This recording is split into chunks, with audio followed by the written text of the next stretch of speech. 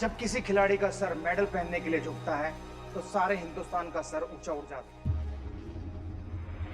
जब किसी खिलाड़ी की धड़कनें बढ़ती हैं तो सारे हिंदुस्तान का दिल थम जाता है। जब कोई खिलाड़ी जीत के करीब होता है तो सारे देश के हाथ एक साथ दुआओं में उठ जाते हैं। एक खिलाड़ी सारे हिंदुस्तान को एक कर देता है।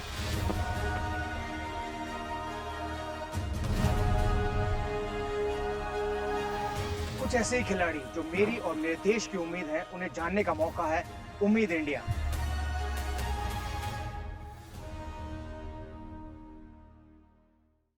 अग्रेशन खेल और खिलाड़ी के लिए सबसे जरूरी चीज है, क्योंकि जब जीत या हार में सिर्फ 1 सेकेंड, 1 पॉइंट या 1 रन का डिफरेंस हो तब अग्रेशन ही काम आता है। लेकिन आज मैं जिस खिलाड़ी से मिलने आया हूं, उनका खेल इसके अपोजिट है, एयर राइफल शूटिंग। इसमें चाहिए माइंड और बॉडी में तालमेल, बैलेंस और स्टेबिलिटी, और पूरी बॉडी मिलकर एक हो जाना चाहिए। आज मैं उसी खिलाड़ी से मिलने आया हूं जिस खिलाड़ी को इस खेल से इश्क हो गया है। हमारी उम्मीद अयोनिका पॉल।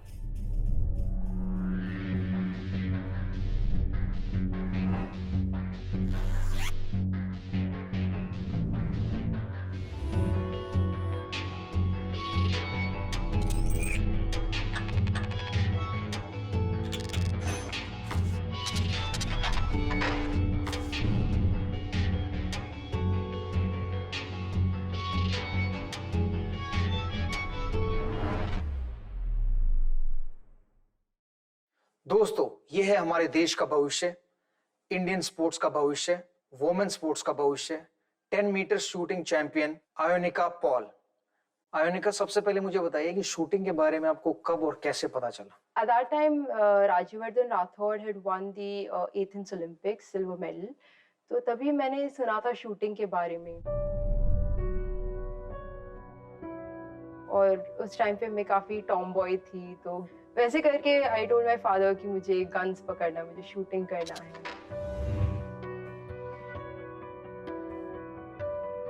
तो पापा ने जाके फिर हुआ कॉलेज में ढूंढा था।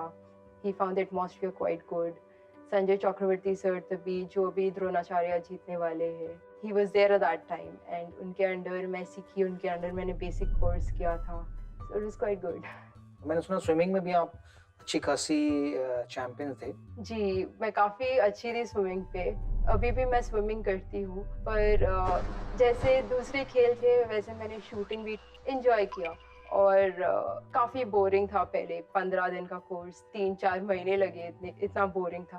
पर वो एक कंपटीशन था जहाँ पे आई लर्न समथिंग। स्कोर उतना खास नहीं था और कुछ सीखा मैंने, समथिंग अबाउट द ट्रिगर और समथिंग अबाउट इट।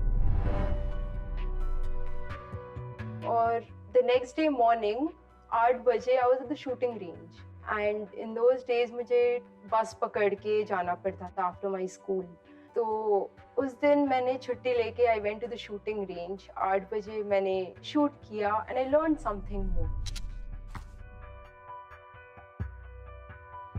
तो वैसे करते हर रोज खेलते खेलते within 1 year I was there in the national team, and वैसे करके I got in, and I don't know when I left other games. Shooting में आपको ऐसी क्या खास बात लगी जिसने आपको अट्रैक्ट किया हो?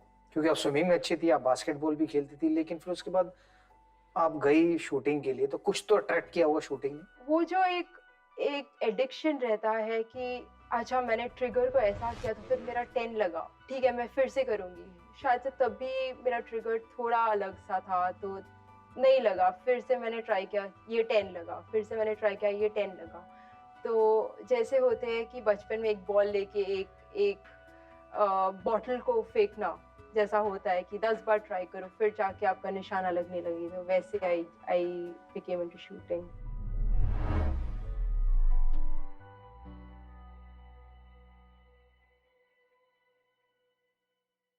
आपकी उम्र क्या रही होगी जब आपने शूटिंग स्टार्ट की होगी? 13 के एज पे मैंने चालू किया इन माय 9th स्टैंडर्ड, और 10th बोर्ड के टाइम पे जब मैं 14 थी तभी I was in national team. बचपन में आप और क्या क्या करती थी? बचपन में मैं काफी ओवर एक्टिव थी जहाँ पे कि कभी भी एक जगह पे बैठना मतलब it's impossible. I think I was quite notorious तभी, काफी शरारती थी काफी शायद से बचपन से। मारना लोगों को पकड़ के। अच्छा, मारा भी आपने किसी को? काफी लड़कों को मारा है।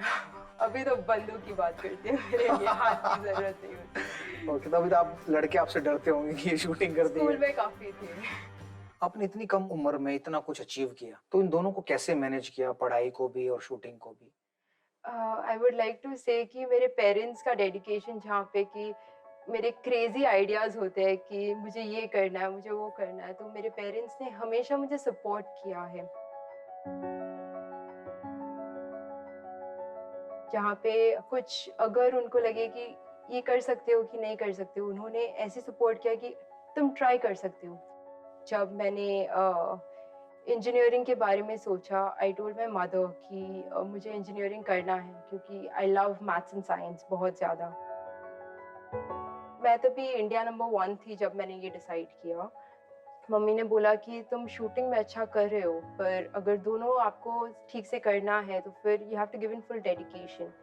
पर आई डोंट वांट कि तुम एक छोड़ो किसी और के लिए, कुछ शूटिंग के लिए आप पढ़ाई को छोड़ दो या पढ़ाई के लिए आप शूटिंग छोड़ दो। तो वो timing my mother worked out, जहाँ पे कि मैं सुबह को उठ के मैं पढ़ाई करती हूँ। मैं 4 से 7 बजे सुबह की पढ़ाई करती हूँ। I rest for 1 hour, I do my yoga and then I go for my classes. So my mother was always there, my dad was always there to take care कि ये सब कुछ ठीक से रहे। तो पेरेंट्स का काफ़ी डेडिकेशन एंड टाइम मैनेजमेंट। अच्छा, मुझे मालूम नहीं था कि आप इंजीनियर भी हैं। जी, मैं मास्टर्स कर रही हूँ फाइनल ईयर इंजीनियरिंग में।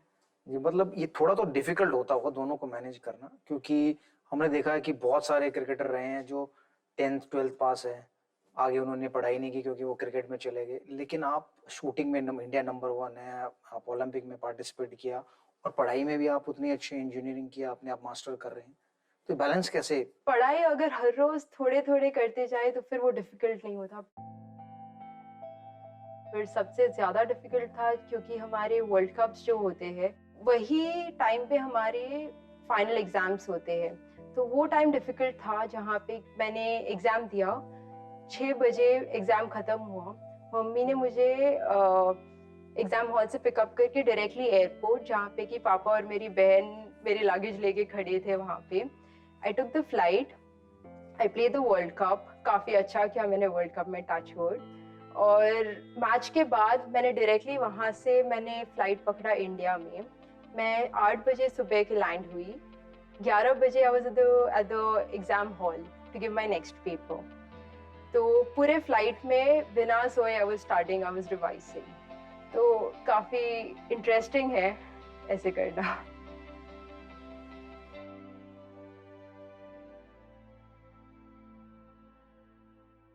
एक खिलाड़ी की सक्सेस के पीछे उसका हार्डवर्क होता है और वो हम सब उसकी परफॉर्मेंस में देख सकते हैं। जो नहीं देख सकते वो है उसके पेरेंट्स की मेहनत और इंस्पिरेशन। पेरेंट्स के सपोर्ट के बिना कोई भी खिलाड़ी एक अच्छा खिलाड़ी नहीं बन सकता। तो अयोनिका की सक्सेस का राज उनके पेरेंट्स से पूछते हैं। अयोनिका बचपन के दिनों में कैसी थी? बचपन के दिनों में वो बहुत ही शरारत थे, बोले तो बदमाशी बहुत करते थे। बदमाशी बोले तो स्कूल बस से जब भी उतरते उसको फेस देके मालूम पड़ जाता था मेरे को, क्या कुछ तो हुआ है बस में। कुछ गड़बड़ तो कुछ तो गड़बड़ हुआ है। फिर डेली कुछ ना कुछ फाइटिंग चलता था बस में, नहीं तो स्कूल में। अदरवाइज ठीक ही था, चुपचाप थी। अच्छा, अयोनिका ने जब स्पोर्ट्स में पहली बार शूटिंग को चुना तो आप लोगों का क्या रिएक्शन था? मुझे इतना ही ये था कि जहाँ पे भी बच्चे जाए, राइट ट्रैक पे जाए, उसको फॉलो करना अपना ड्यूटी है।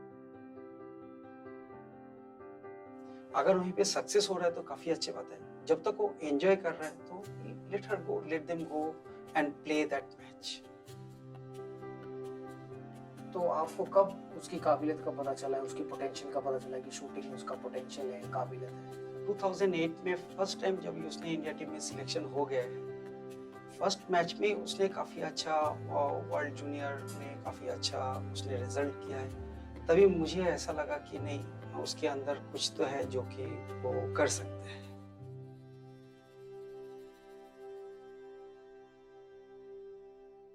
अपनी बेटी के सपनों को पूरा करने के लिए आपको किन किन परेशानियों का सामना करना पड़ा, क्या क्या संघर्ष करना पड़ा? संघर्ष तो बिकॉज शूटिंग गेम ही ऐसा है कि it is very costly game, लेकिन बच्चे जहाँ पे एक अच्छा रिजल्ट्स दे रहे उनको हर एक सपोर्ट देना पेरेंट्स के काम होता है। तो जितनी हुआ हम लोग से सपोर्ट देना है, हम लोग उतना सपोर्ट उनको देते रहा। एज अ पेरेंट्स क्या आप लोग स्ट्रिक्ट हैं अयोनिका की शूटिंग को लेकर या उसकी पढ़ाई को लेकर? शूटिंग को लेके नहीं है, क्योंकि उसने प्लान, वो खुद ही प्लान करती है। We don't know shooting. पढ़ाई के लिए तो स्ट्रिक्ट होगी कि पढ़ना भी नहीं, पढ़ाई कैसे है, वो बहुत डिसिप्लिन है। खत्म करना है, 100% नहीं देता, 80% पढ़ने का है तो 80% मॉर्निंग 4 o'clock उठ के से 7 o'clock तक पढ़ के 2-3 घंटा। मैंने भी ऐसे ही किया उसको बचपन से। 3 घंटा पढ़ो, 2 घंटा पढ़ो, प्रॉपर पढ़ो, उठ जाओ। फुल डे स्टडी मत करो। शूटिंग में भी उसको ऐसे ही आ गया। वो मॉर्निंग सेशन प्रैक्टिस करते, परफेक्ट शूटिंग करती है, 2 घंटा करते, 3 घंटा करते, फुल डे वेस्ट नहीं करते।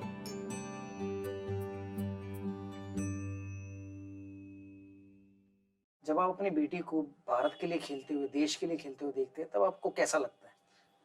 इट्स लाइक पता नहीं, अंदर तो I feel very much proud कि इतनी कंट्रीज के इतने पॉपुलेशन है, उसमें से माय डॉटर इज प्लेइंग। से जब इंडिया शूटिंग टीम जाते हैं, उनके टीम में 2 या 3 ही जन रिप्रेजेंट करते हैं दैट पर्टिकुलर इवेंट में, तो मन में तो बहुत अच्छा लगता है। I feel like very proud कि आई एम प्राउड फादर।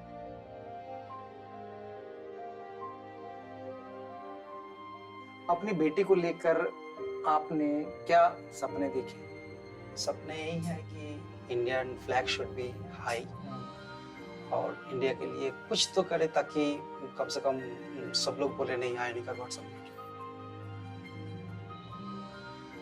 और मैं बिलीव करते कि आज वो जिस पोजीशन में जैसे भी शूटिंग कर रही है, she is there, she is there.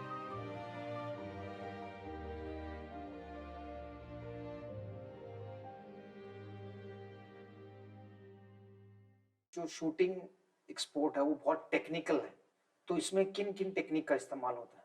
It's a very precise sport in which not only physical but also mental aspects are taken. जिसमें थोड़ा सा भी शेक हमारे मसल्स का will affect the 10th ring. जो 10 रिंग होता है, it's a pen dot and the 9th ring is 0.5 mm. So थोड़ा भी एंगल में चेंज होने से it will come out of the target. Shooting के दौरान किन किन छोटी छोटी चीजों का ध्यान रखना चाहिए ताकि आपका निशाना चूके ना? शूटिंग एक प्रोसेस है जो कि काफ़ी टाइम से प्रिपेयर करना होता है। फर्स्टली कट ऑफ होना होता है फुल एटमॉस्फेयर से फ्रॉम एवरीबडी अराउंड यू। फिर फॉर मी फिजिकल होना भी चाहिए बट थोड़ा हेफ्टी भी होना चाहिए ताकि हमारा बैलेंस बना रहे, क्योंकि ऑन द मैच डे 2 घंटे इन द क्वालिफिकेशन हमें सेम पोज पे खड़ा रहना होता है। तो उसके लिए ट्रेनिंग के टाइम पे हमें 4 into 2 hours 2 sessions every day करना पड़ता है।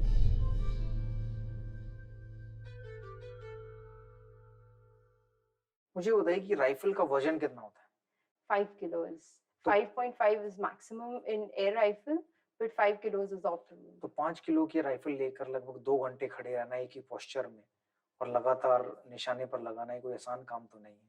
जी, और हमारे जैकेट ट्राउजर का भी वेट होता है विच इज अराउंड 10 किलोज और शूज का वेट होता है 4 किलोज। तो वो सब मिला के खड़े रहना, और वो क्वालिफिकेशन में फाइनल्स के टाइम पे आप 1 और घंटा खड़े रहते हो। अयोनिका भी किसी फौजी से कम नहीं है जो लगभग 5 किलो की राइफल और इतने सारे कपड़ों का वजन लेकर 2 घंटे की जगह खड़े रहना और बराबर निशाने पर लगाना ये कोई आसान काम नहीं है।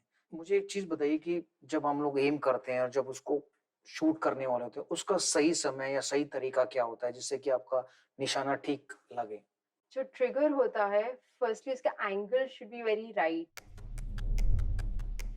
थोड़ा राइट और left and the full degree changes of the gun. इसके साथ में the grip should be optimum. Trigger का वेट होता है करीबन 15 से 12 ग्राम। So even if a bit of extra catching here and jump आता है फिर गन में ताकि वो pellet जाके बाहर लगे. With that, it is also the angle of the Posture. elbow, which makes a lot of effect upon the angle of the gun. And after you enter the center of the target, you have around bare minimum microsecond. तो आपको वो full gun is moving, वो एक microsecond के लिए it will just stay there and you need to release. A microsecond change can result in a 10.5 to a 10.0. वाह, तो मतलब अगर आप उस समय तो आपको अपनी सांस को भी रोक के रखना पड़ता होगा मारने के लिए. That's the technique actually. सांस को रोकते नहीं है. We keep on breathing, we keep on exhaling. Of course, ये जो technique है वो person to person change होता है. And for me, it works to exhale. Breathing का क्या महत्व है, कितनी इंपॉर्टेंस है ब्रीदिंग शूटिंग के दौरान? Breathing is the basis जो कि हमें shooting में के zone में रखती है. सुबह उठ के प्राणायाम करना is very important क्योंकि वो जो breathing से we get into the zone, we get into the shooting का full atmosphere. जब हम लोग shooting करते हैं, each and every breath count important है ताकि we are at the same place. हम लोग वो 10 के center में we are there is all because of breathing at the same time. तो जब आप प्रैक्टिस करते हैं तो आपको अंदाजा रहता है कि आपकी हार्ट रेट क्या है, क्योंकि हार्ट रेट अगर ऊपर नीचे हो तो भी शायद निशाना चूक सकता है. Of course बहुत important है. हम लोग ट्रेनिंग के टाइम पे we monitor it during training, पर मैच के टाइम पे it's not allowed. We have an idea. जब हम लोग मैच के टाइम पे जब ड्रम्स फाइनल्स में जब ड्रम्स होते हैं या तो एक एसेंशियल शॉट है जो आपको पता है कि अगर ये इनर 10 लगे तो you will be there in the final or you will be creating a new record. तो वो टाइम पे वो हार्ट बीट इतनी बढ़ जाती है, you are able to hear your own heart beat sometimes. We need to hear that और दो ब्रेथ्स के बीच में वी रिलीज द शॉट.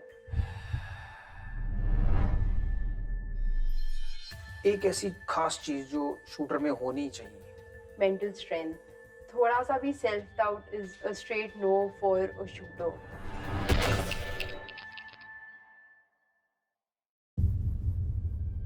जब हम पोडियम पे खड़े होते हैं, जब नेशनल फ्लैग ऊपर आता है, there is no feeling that can be put in words. हम इतनी मेहनत करते हैं, इतनी हार्ड वर्क करते हैं, सब देश के लिए ही करते हैं.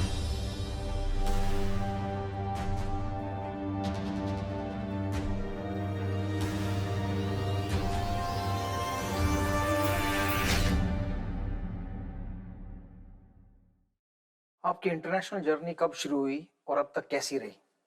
2007 में मेरा फर्स्ट एशियन चैम्पियनशिप था. उसके बाद में most of the times all the world cups मैंने खेला क्योंकि मैं जूनियर थी और सीनियर्स के स्कोर्स मार रही थी. तो कुछ वर्ल्ड कप्स में मुझे अलाउ नहीं किया क्योंकि I had to go and play the junior world cups and वहाँ पे the first time I won the junior world cup medal. वहाँ से आई रियलाइज्ड कि आई कैन डू इट. मैं वो लेवल पे मैं फाइट दे सकती हूँ. आपकी कोई सबसे यादगार जीत जो आपको आज भी याद हो? मारीबोर में जो वर्ल्ड कप हुआ था in 2014, उसके पहले जो ट्रेनिंग थी काफ़ी अच्छी ट्रेनिंग थी मेरी. पर उसके बाद में एक वर्ल्ड कप था इन म्यूनिक जहाँ पे कि मैंने फ्रैक्शन के वजह से मैं फाइनल्स में नहीं थी. तो वो गुस्सा था कि वो फ्रैक्शन मैं कर सकती हूँ.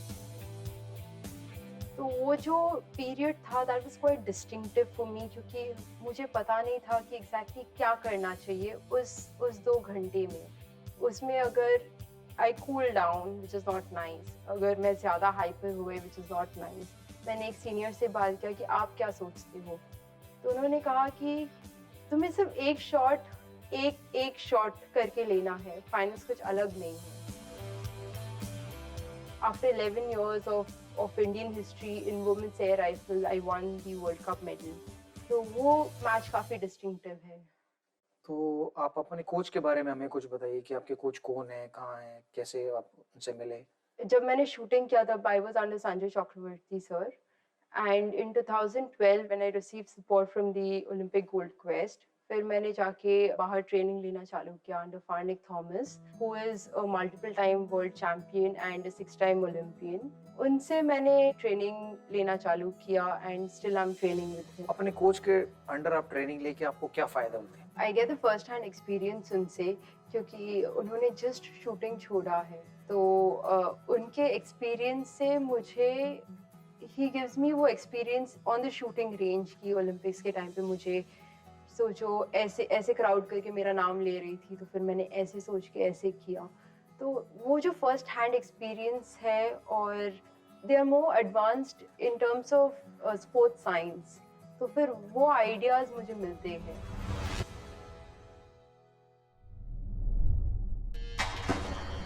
तो 2020 ओलंपिक की शायद तैयारी अभी से शुरू हो गई होगी, ट्रेनिंग अभी से शुरू होगी।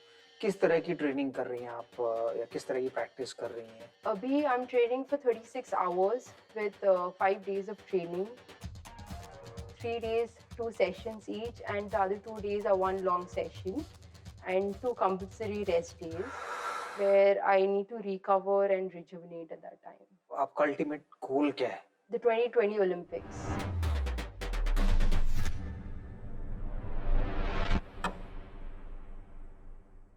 उम्मीद इंडिया के जरिए मुझे बहुत सारे खिलाड़ियों से, चैंपियन से मिलने का मौका मिलता है, लेकिन आज अयोनिका से मिलने के बाद भारत में दूसरे स्पोर्ट्स के प्रति मेरी सोच बहुत पॉजिटिव हो गई है।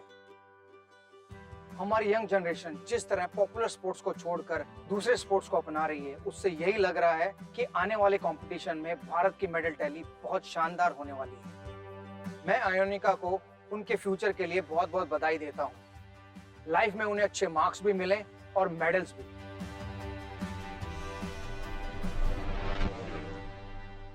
जय Hind. Like, share, subscribe and click on the bell icon to never miss an update from Epic.